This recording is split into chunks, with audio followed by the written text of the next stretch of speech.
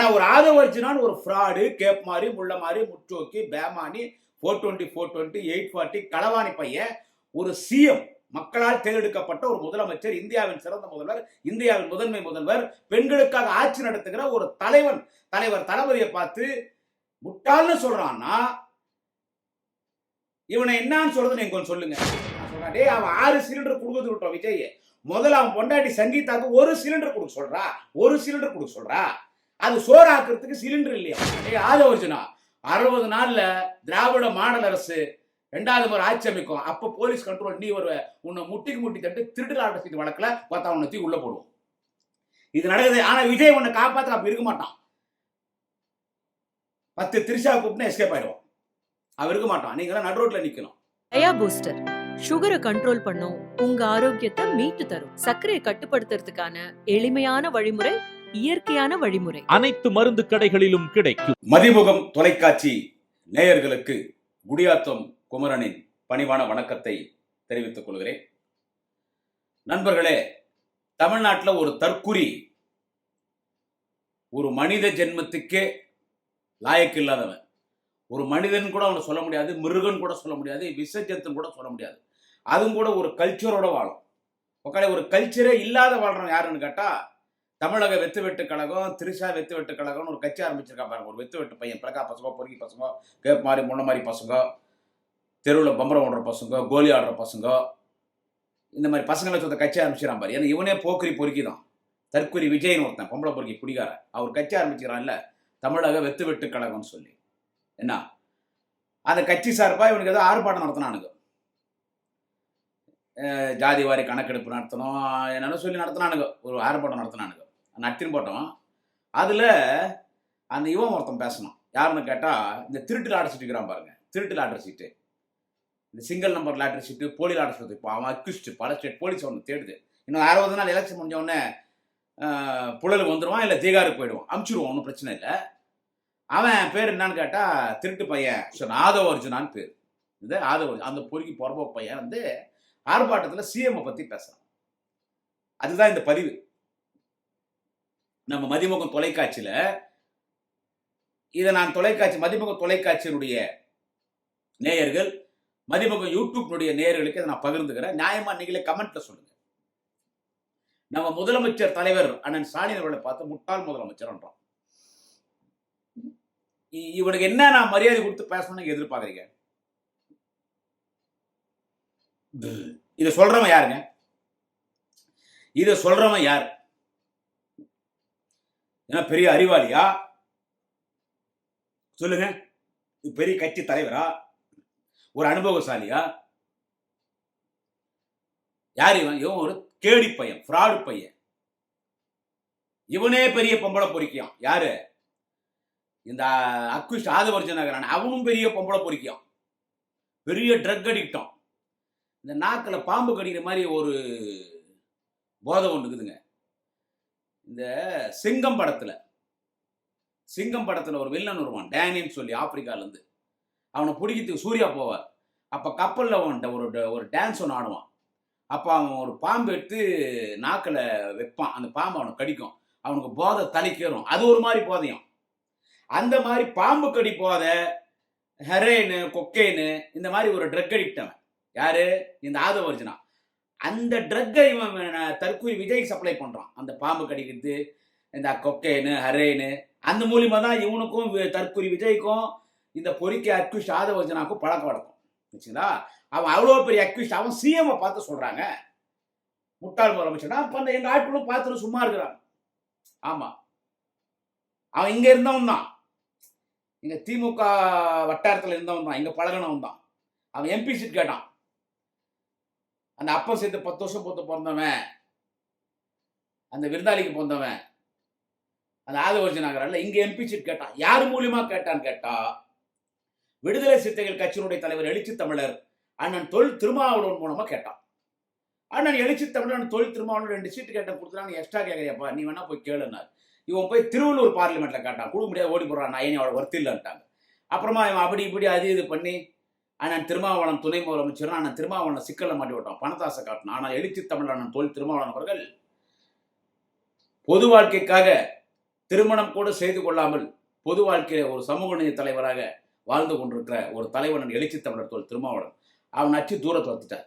இப்போ அவன் எங்கே போனான்னு கேட்டா, இவனை மாதிரி போதைப் பொருட்களுக்கு அடிமையானவன், பொம்பளை பொறுக்கி, குடிகாரன், ட்ரக் அடிக்ட்டு, என்ன சொல்றது, கொக்கேன், ஹரேன், பொம்பளைங்கோ, தெரிஞ்சு திருசா தெரியாது பலர் அப்படி வாழ்ந்துங்கிற அந்த தற்கூரி விஜய் கூட போய், அந்த பொம்பளை பொறுக்கி குடிகாரன் விஜய் கூட போய் இவன் போய் சேர்ந்துட்டான். யாரு? இவன் ஆதவஞ்சனா சேர்ந்துட்டான். இவன் சொல்றத அவன் மேடையில பேசுறான். அவன் எழுதி கொடுக்குறது இவன் தற்கூரி விஜய் அந்த சுந்தரா டிராவல்ஸ் பஸ் மேலே ஏறி பேசுறான். எப்படி சேர்ந்துறானுங்க பாரு ஜோடி. இவனுங்கெல்லாம் நமக்கு ஒரு ஆளே கிடையாதுன்னு வச்சுங்க. இருந்தாலும் ஒருத்தன் இப்படி பேசிட்டு சுத்தின்னு இருக்கான். இவனை நம்ம யாரும் எதுவும் கண்டுக்கல. இதே ஜெயலலிதாவா இருந்தா இவனை விட்டுருக்குமா? ஜெயலலிதாவா இருந்தா இப்படி யாருன்னா பேச முடியுமா? ஜெயலலிதா சிஎம்மா இருக்கும்போது யாருன்னா இப்படி பேசிட்டு சுத்த முடியுமா? அது சிஎம்மா இல்லாம எதிர்கட்சி தலைவரா இருக்கும் பொழுது யாருன்னா பேசிட்டு ஆளை வச்சு போட்டுரும். நிறைய சம்பவங்கள் நடந்திருக்கு. நக்கீரன்ல மாட்டுக்கறி மாமின்னு எழுதுறாங்க ஜெயலலிதா. நக்கீரன் ஆபீஸ் அடிச்சு உடைச்சிட்டாங்க. எத்தனை பத்திரிகை ஆபீஸ் அடிச்சாங்க. ஆனானப்பட்ட சங்கராச்சாரிய மீதே கஞ்சா கேஸ் போட்டுச்சு அந்த அம்மா ஜெயலலிதா. இவனெல்லாம் விட்டுருக்குமா? முதல்ல விஜய் அந்த பொறம்பு பையன் பொம்பளை பொறுக்கி குடிகாரன் ஆகி கட்சியை ஆரம்பிச்சிருக்க மாட்டான். இவன் ஆதவர்ஜனா சிஎம் பேசுறான். அண்ணன் உதயநிதி ஸ்டாலினை கூப்பிடுறான், என்னோட விவாதம் பண்ண தயாரானு முதலமைச்சரே கூப்பிடுறான். எல்லாரும் கூப்பிடுற விவாதம் பண்ண. அவ்வளவு பெரிய மயிராடா நீ? டேய், அவ்வளவு பெரிய மயிரா? திருட்டு பையன் தானே மார்டின், மருமகன் தானே மார்டின். அந்த ஆளே பெரிய திருட்டுல அடைச்சிட்டு அவன் பொண்ணு தானே நீ கட்டிக்கிற. இவன் மாமியா இருக்குது பார் மார்டின் பொண்டாட்டி. அது போய் எடப்பாடி கிட்ட போயிடுச்சு. அதாவது எடப்பாடி கட்சியில போய் சேர்ந்து ஜேடிஎம்கேல. அவன் மார்டின் இன்னொரு புள்ளகிறான் பார். அவன் போய் பாண்டிச்சேரியில கட்சி ஆரம்பிச்சிட்டான் அங்க லாட்டரி வியாபாரம் பண்றதுக்கு. சோ இந்த ஃபேமிலி அப்படி திருட்டு ஃபேமிலி. இவன் இந்த ஆதவர்ஜனான்றவன் பிரார்த்தல் ஃபேமிலி. அவன் ஆதவர்ஜனா அக்யூஸ்ட், பிரார்த்தல் ஃபேமிலி, பிராஸ்டியூட் ஃபேமிலி. இப்ப இப்படி எல்லாம் பேசினா எப்படி தொலைக்காட்சியில காட்டுறது? மதிமுகம் தொலைக்காட்சி ஒரு பெரிய தொலைக்காட்சி தான், பெரிய தொலைக்காட்சி தான். நான் இல்லைன்னு சொல்ல. வெளிநாட்டுல அதிகமான லட்சக்கணக்கான வியூவர்ஸ் இருக்கிற தொலைக்காட்சி தான்.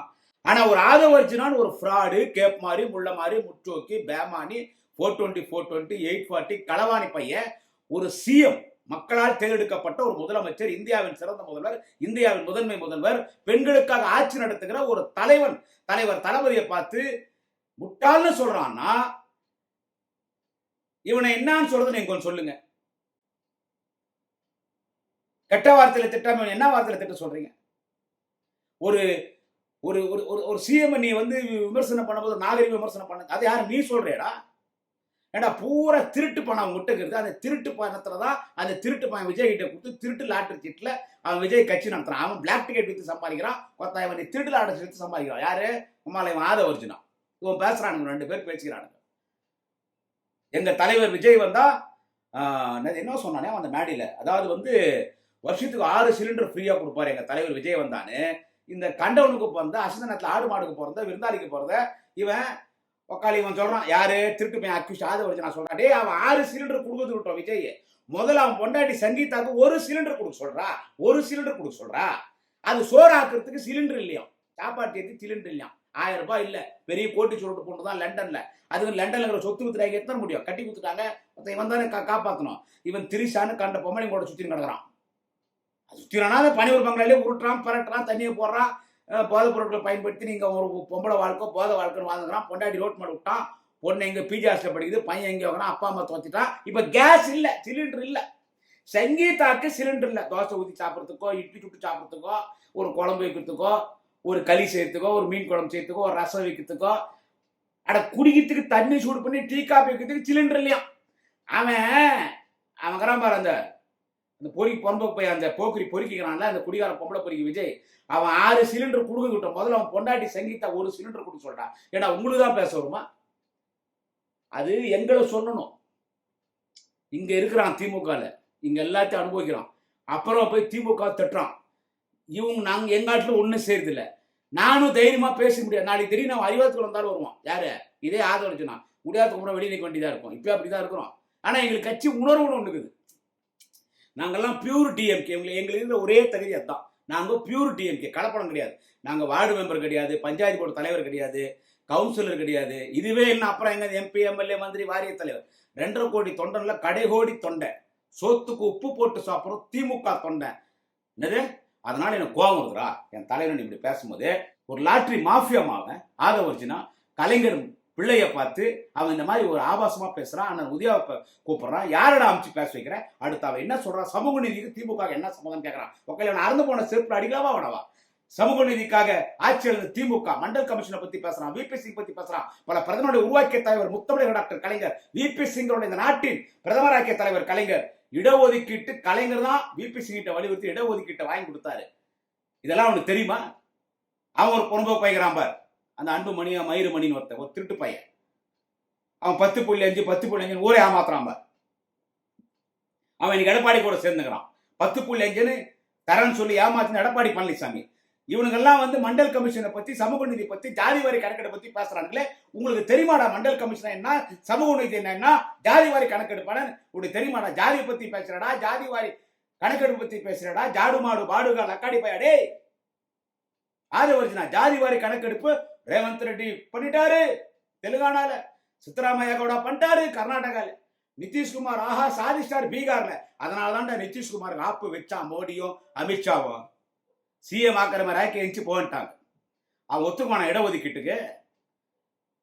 அதனாலதான் எங்க அண்ணன் உதயநிதி ஸ்டாலின், நாளைய தமிழக வாலிப கலைஞர் அண்ணன் உதயநிதி ஸ்டாலின் அதுக்காக சொன்னாரு. என்ன சொன்னார்? சனாதனத்தை ஒழிப்பார். ஒத்துக்குவான இன்னைக்கு நிதிஷ்குமார் சிஎம் இல்லான்ட்டா. இதே எழுதி வச்சுக்கோ, மதிமுகம் தொலைக்காட்சி நேயர்களுக்கு நான் சொல்லுகிறேன்.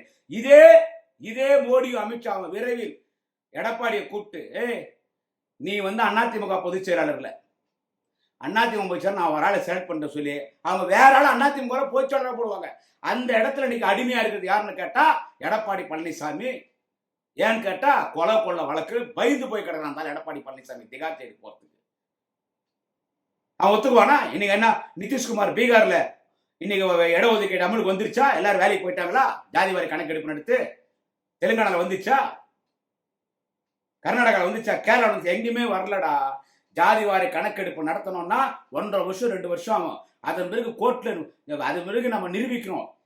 தமிழ்நாட்டில் 7 கோடி பேர் இருக்காங்க. 7 கோடி பேர்ல இத்தனை ஜாதி இருக்குது, இந்த ஜாதிகளோட பர்சன்டேஜ் இடஒதுக்கீடு நிரூபிச்ச பிறகுதான் இடஒதுக்கீட்டு கொடுக்க முடியும். வெறும் வாயில வட சொல்ற மாதிரி எடப்பாடி பழனிசாமி தேர்தல் அறிவிக்கிறதுக்கு ஒரு 4 மணி நேரம் இருக்கும் போது இன்னைக்கு தேர்தல் அறிவிக்க போறாங்க. சாயங்காலம் ஒரு 5 மணிக்கு, மத்தியானம் 1 மணிக்கு அமைச்சரவை கூட்டம் கூட்டி வன்னியர்களுக்கு 10.5 கொடுத்துட்டா நான் சொல்லிட்டோம். அன்புமணியும் எடப்பாடி வன்னிய மக்களை ஏமாத்தின பிராடு பசங்க. அப்புறமா கோர்ட்டுக்கு போனாங்க, தள்ளுபடி பண்ணிட்டாங்க. ஆனா அப்படி இல்லை தலைவர் தளபதி. ஜாதி வாரி கணக்கெடுப்பு முறையா நடத்தி கொடுப்பார். இது என்னடா தெரியும் உனக்கு? திருட்டு பையா யாரு ஒரிஜினா 60 இன்னொரு 60 நாள்ல போலீஸ் கண்ட்ரோல் வந்துடுமா? டே பரபோக்க, டே பாஸ்டர், டே பொலிட்டிக்கல் பிம்ப், டே பிராஸ்டியூட் சன்னு, ரெட் லைட் ஏரியால பிறந்தனா டே ஆத ஒரிஜினா 60 நாள்ல திராவிட மாடல் அரசு 2வது முறை ஆட்சி அமைக்கும். அப்ப போலீஸ் கண்ட்ரோல் நீ வருவ. உன்னை முட்டி தட்டு திருடுகாட்ட செய்தி வழக்குல பார்த்தா உன்னை தூக்கி உள்ள போடுவோம். இது நடக்குது. ஆனா விஜய் உன்னை காப்பாற்ற அப்ப இருக்க மாட்டான். 10 திரிஷா கூப்பிட்டு எஸ்கேப் ஆயிடுவான். அவன் இருக்க மாட்டான். நீங்க நடு ரோட்ல நிக்கணும். யாருக்கு தெரியும் அறிவாளி வாசப்போடு நிக்கிறேனோ யாருக்கு தெரியும்? ஏன்னா ஒரு சில நேரத்தை எங்களை நம்பி என்னால பேச முடியறது இல்லை. ஏன்னா தட்டுங்கள் திறக்கப்படும், கேளுங்கள் கொடுக்கப்படும் ஒரு புனிதமான ஒரு பாட்டு. அந்த மாதிரி அரசியல் திமுக. ஒரு கண்ணத்தை அடிச்சா இன்னொரு கண்ணத்தை காட்டு. அந்த மாதிரி அரசியல் திமுக. மறப்போம் மன்னிப்போம் அந்த மாதிரி அரசியல் திமுக. இயேசு புத்தர் காந்தியோட அரசியல் நடத்துறது திமுக. தாய்ப்பாலில் தூசிப்பட்டாலும் போடும் பொது வாழ்வில் தூசிப்படாத ஒரு தலைவர் தளபதி ஸ்டாலின். மறப்போம் மன்னிப்போம். அதனால எனக்கு பேசுறதுக்கும் இவங்களை நம்பி பேசுறதுக்கு, ஏன்னா நாளைக்கு திருட்டு போய் வந்து இங்க நிற்பான். அந்த நாஞ்சில் சம்பத்தை கட்சியில சேர்க்காதீங்க நான் சொன்னேன். அவனை மேடை ஏத்தாதீங்க. இப்ப அவன் என்ன பேசுறான் பாத்தியா? ஸோ இவனுக்குலாம் யார் பதில் சொல்ல? மாதிரி பொண்ணு தான் பதில் சொல்லணும். இப்போ பேசுறாங்க. அடுத்து என்ன சொல்றான் அவன்? ஆதவர்ஜனா என்ன சொல்றது? விருந்தாளிக்கு போனவன், ரிலேஷன்ஸ் போனவன், அந்த ப்ராஸ்டியூட் சன்னு, அந்த பிம்ப் பாஸ்டர்டு, அவன் என்ன சொல்றான்? அந்த பேவரசி என்ன சொல்றான்? ஆதவர்ஜனா அவன் என்ன சொல்றான்னா, இதை சொல்றது கொஞ்சம் கேட்டுங்க, நான் திட்டுறது நியாயமா இல்லையா? என்ன சொல்றான் தெரியுமா? சூப்பர் ஸ்டார் ரஜினிகாந்த் அரசியலுக்கு வர வேண்டியவர், அவரை மிரட்டினதே திமுக குடும்பம். திமுக மிரட்டி அவரை பயப்படுத்தி அவரை கட்சி ஆரம்பிக்கும் மாதிரி பண்ணிட்டாங்க. அண்ணன் சூப்பர் ஸ்டார் ரஜினிகாந்த் அவர்கள், அவன் நடிகர் விஜய்கிறான்ல, அவன் சொல்லிதான் ஆதவர்ஜனா பேசுறான். அவன் விஜய்கிறான்ல நடிகரன் தற்கூரி, அவனை செருப்பை கேட்டு நடிங்கண்ணே. சூப்பர் ஸ்டார் ரஜினிகாந்த் அவர்களே அவனை செருப்பை கேட்டு நடிங்க. இவன் விட்டுட்டு இவன் திருட்டு பாயவன், பாம்பே ரெட் லைட் ஏரியாவில் பிறந்தவன். யாரு இவன்? இந்த ஆதவர்ஜனா. அவங்க நல்ல விஜய். அவனை கால் இருக்கிற செருப்பை கேட்டுன்னு துரத்தி அடிங்க. டே, அவர் சூப்பர் ஸ்டார் ரஜினிகாந்த்னு சொன்னா ஒரு தைரியமான ஆண் மகனடா அவரு. அவர் பேரே சிவாஜி ராவ். என்னது, அவர் யாருடா பயப்பட போறாரு? திமுக அவரை மிரட்ட போது. அவர் திமுக குடும்பத்துல ஒருத்தர். அவர் திமுக கிடையாது, திமுக குடும்பத்துல ஒருத்தர். அவர் ஏன்டா திமுக மிரட்ட போது? அவர் கட்சி ஆரம்பிக்கணும், திமுக குடும்பம் மிரட்டிடுச்சா, அந்த பயந்து அவர் கட்சி ஆரம்பிக்கலாம். டே, அவர் அரசியலுக்கு வரேன்னு சொன்னார். அதன் பிறகு ரஜினிகாந்த், சூப்பர் ஸ்டார் ரஜினிகாந்தோட அண்ணன் பெங்களூர் இருக்கார். அவர் சொன்னார், நீ வந்தா 96ல வந்திருக்கணும், இப்ப அரசியலுக்கு வரான்றிய.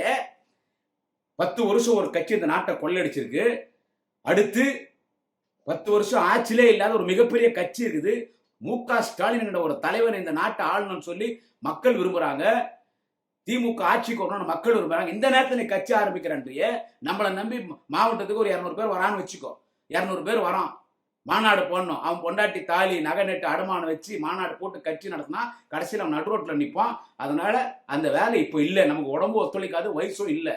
அதனால மக்கள் நம்மளை பார்க்குற வரைக்கும் நம்ம சினிமா நடிப்போம், கலைத்துறை போகணும், அரசியல் வேணாம்னு சொல்லி அதை கைவிட்டார்.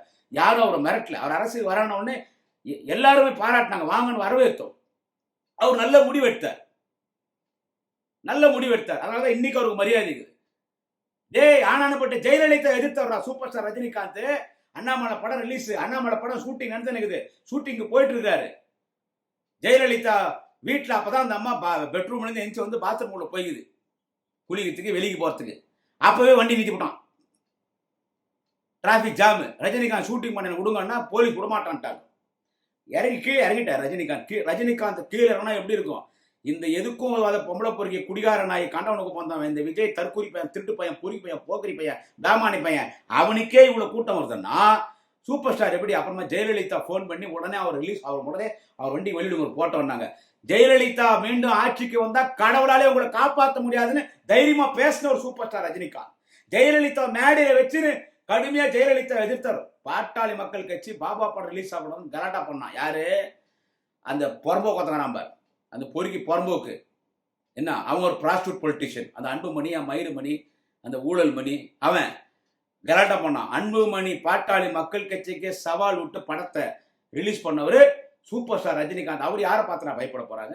இப்படி அவதூறா பேசுறான், வாடா போடான்னு பேசுறான். ஏன்? அவனை அடிக்கல. அடிதடி உதவுற மாதிரி அண்ணன் தம்பி உதவ மாட்டான். இங்கதான் நம்ம ஜெயலலிதாவை கொஞ்சம் அந்த அம்மானுடைய பாலிடிக்ஸை கொஞ்சம் அப்படி நம்ம ஃபாலோ பண்ணா, அது தலைவர் பண்ண மாட்டாரா, தலைவர் அடின்னு சொல்ல மாட்டாரு, நம்ம செய்யணும். அத்தை அவன் தாயோலி மணி லயோலா மணின்னு பேசுறான். அவனோட நாஞ்சில் சம்பவத்தை அவன் விட்டு சாப்பிட்றான். அவன் எதுக்கும் கணக்கு இல்லாதவன். அவன் காட்டு பண்ணிக்கும் காண்டாமரத்துக்கும் போறத மாதிரி ஒருத்தர் ராஜ்மோகன் அவன் ஒருத்தன் பேசுறான். அவன் IAS ஆபீசரான். அவன் நிர்மல் குமார். இவனை விட்டா வேற யாராகிறாங்க அந்த கட்சியில பேசுறதுக்கு? ஏடா, அப்பாவி பொண்ணுங்கெல்லாம் கூட்டின்னு வந்து அது என்னடான்னா, என் புருஷனை கூட விஜய் தான் படிவனை கெக்கன்னு ஒருத்தி சிரிக்கிறா. ஒருத்தி எனக்கு 2 அப்பா, ஒரு அப்பா விட்டுக்கிறாங்க, ஒரு அப்பா விஜய் என்றா. இன்னொருத்தி என்ன சொல்றா, நாங்க அக்காவும் இருப்போம், தங்கச்சியாவும் இருப்போம், பொண்டாட்டியாவும் கூட இருப்போம்ட்டா. அவன் என்ன கல்ச்சர்னே தெரியல. ஒரு நாய் குட்டி போட்டுச்சுன்னா ஒரே வயிற்ற 4 குட்டி போடும். அது ஏஜ் அட்டென்ட் பண்ணா அதுங்கிறது ஒன்னா சேர்ந்து குட்டி போடும். அப்படியா நீங்க? இன்னொருத்தி என்ன சொல்றா, ஒரு குப்பை பேர்லவும் 4 வச்சிருக்கிறான், காவா கழுவுறவன் 4 வச்சுருக்கிறான், வீட்டு வேலை செய்யறவன் சைட்ல 4 வச்சுருக்கிறான். அந்த மாதிரி அவர் வச்சிருக்க மாட்டேன், உங்களுக்கு என்னன்றா. இன்னொருத்தி விஜய் பார்த்தா பைத்து முடிக்குது, எங்க இருக்கிற? ஐயோ, இப்பயே வந்து உங்ககிட்ட பத்துக்குன்னு 4 காலில் கொண்ட பத்துனோன்ற ஆபத்தே. இந்த மாதிரி பெண்களை கெட்டு வச்சுக்கிறான்.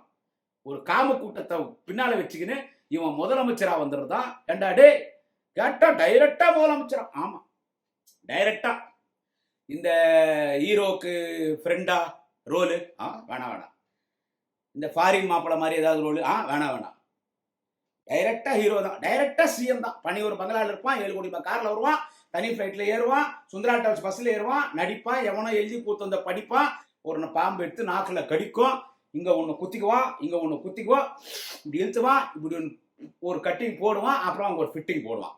இதெல்லாம் இயல்பா பேசுறதுங்க, இது ஆபாசம் கிடையாதுங்க, இதெல்லாம் இயல்பு. ஆனா இன்னைக்கு ஒரு மிகப்பெரிய தலைவன், இந்தியாவின் சிறந்த முதல்வர், முதன்மை முதல்வர், திராவிட இனத்தின் தலைவர், தமிழ் இனத்தின் தலைவர், மக்களின் முதல்வர், பெண்களுக்காக ஆட்சி நடத்துகிற ஒரு தலைவர் தளபதி ஸ்டாலினை பார்த்து இவன் சொல்றான், ஆட்சிக்கு வந்துடும்னா சட்ட ஒழுங்கு சரியில்லை, பெண்களுக்கு பாதுகாப்பெல்லாம் 2-3 பொறுக்கி பசங்க அப்படி பண்றானுங்க.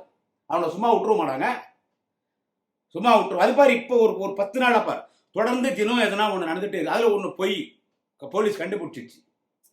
10 நாளாக பாருங்க. இதில் இது நல்லா யோசிச்சு பாருங்க. 2 நாளைக்கு ஒரு முறை எதனா ஒரு இன்சிடென்ட். இதை வந்து பெண்களை வந்து அப்படி பண்ணுறாங்க. டே உங்கள் அம்மாவுக்கு என்ன ஆகுதோ அதாண்டா அந்த குழந்தைகிட்டே இருக்குது. 14 வயசு குழந்தை, 16 வயசு குழந்தை.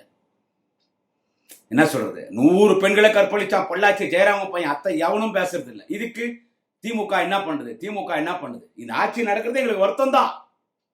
ஆனா இந்த 10 நாளா தொடர்ந்து என்ன இதுல என்ன இருக்குது? இதை போலீஸ் கண்டுபிடிக்கும். எனவே இவன் ஆதவர்ஜனாக்கு சொல்றேன், உன்னை யாரு சும்மா விட்டால் நாங்க தொண்டர்கள் சும்மா விட மாட்டோம்டா. டேய் உன்னை யாரு விட்டால் நாங்க விட மாட்டோம். என்ன சொல்ற? அவன் விஜய்கிறான் பாரு. டேய் அவன் நம்பி பேசாத. அவன் ஜெயலலிதா காலில் உந்த மாதிரி நாளைக்கு வந்து காலில் உந்துருவான். இங்க எங்காலங்களும் மன்னிச்சிருவாங்க. அந்த மனசில் வச்சுன்னு பழி வாங்குறாங்கலாம் தளபதி குடும்பத்துக்கோ அண்ணன் உதயநிதிக்கோ அது திமுக டிஎன்ஏலே கிடையாது பழி வாங்கணுன்றது. என்னது? நாளைக்கு வந்துருவாங்க. அந்த தைரியத்தில் அவங்க எல்லாம் பேசுறானுங்க. எத்தனை பேர் நான் பார்த்தேன் அறிவாயத்தில். ஒருத்தன் பேர் சொல்ல விரும்பல.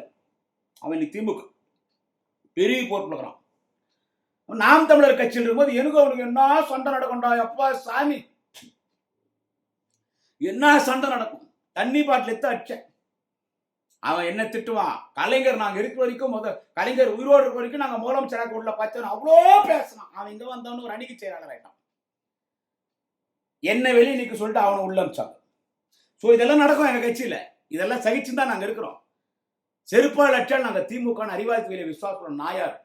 அதனால தான் நாங்கள் கத்துறோம். என் தலைவனை பார்த்து முட்டாள் முதலமைச்சர்னு ஒரு ப்ராஸ்டியூட்ஸ் இன்னும் அசிங்கமாக திட்டுவேன். இந்த சேனலில் காட்ட மாட்டாங்க. ஏன்னா இது ஒரு டீசெண்டான சேனல் மதிமுக தொலைக்காட்சி. அதனால யாரும் அதிகம் பேசுறோம்ல. 60 நாள் பொறுத்து விடாடே. அவங்க பாரு அந்த பொம்பளை போட்டி கண்டவனுக்கு வந்தவன் விருந்தாளிக்கு வந்தவன் என்ன சொல்றது? அந்த ப்ராஸ்டியூட்ஸ் அனுக்கிறான் பாரு. அந்த பொலிட்டிக்கல் ப்ராஸ்டியூட்டு என்ன சொல்றது? பொண்டாட்டி ரோட்டில் விட்டான். பொண்டாட்டி ரோட்டில் விட்டடா. சாப்பாட்டுக்கு இல்லை 6 சிலிண்டர் புடங்குறானா. ஒரு சிலிண்டர் பொண்டாட்டி கொடு தோசை விட்டு சாப்பிட்டோம். பொண்ணு பிஜி ஹாஸ்டலில் படிக்குது. பையன் கேட்குறான். அப்பா அம்மா எங்கே அனாதையாக கிடக்குறாங்க. இவெல்லாம் அரசியல் பேசுகிறான். உள்ளது வந்து இவனை விட்டு பேச வச்சிருக்கிறான். மகனே அவன் விஜய் பார்த்தாலும் சரி, அந்த திருட்டு பையன் ஆதவர்ஜனானது பார்த்தாலும் சரி, அவன் அந்த அன்புமணி பார்த்தாலும் சரி, முக்கியமாக அந்த நாகேஸ்வரன் பார்த்தாலும் சரி, காலுங்கிற செருப்பை கெட்டுன்னு தொடக்கூடாது. தொட்டு நடிப்பேன். மரியாதை பேசுங்க. நாளை இன்னொரு பதிவில் சந்திக்கிறேன். நன்றி வணக்கம். குடியாத்தம் குமரன்.